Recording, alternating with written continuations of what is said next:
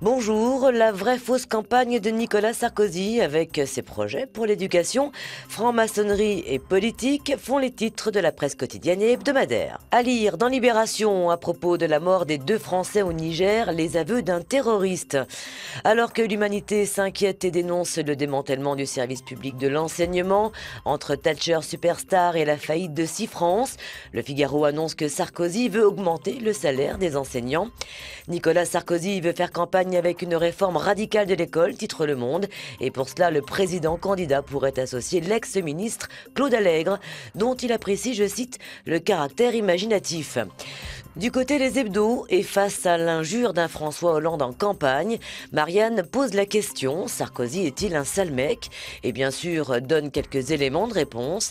L'hebdomadaire rappelle notamment qu'il y a encore quelques années, Nicolas Sarkozy n'hésitait pas à qualifier Chirac de vieux con, à faire dégager de l'Élysée. Ne nous y trompons pas, tout cela fait bel et bien partie des règles élémentaires du jeu de la présidentielle.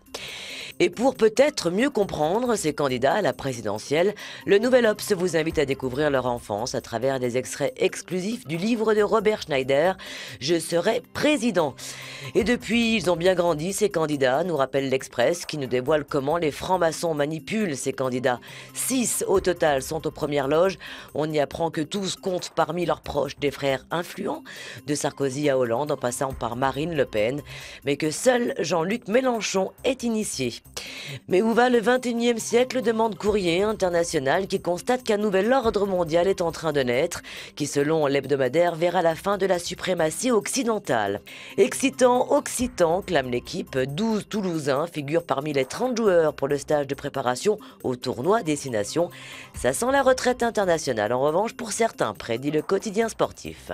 Enfin, l'image du jour et surtout l'occasion de s'arrêter sur une étude très sérieuse menée pendant 40 ans aux États-Unis et relayée par The American Journal of Medicine.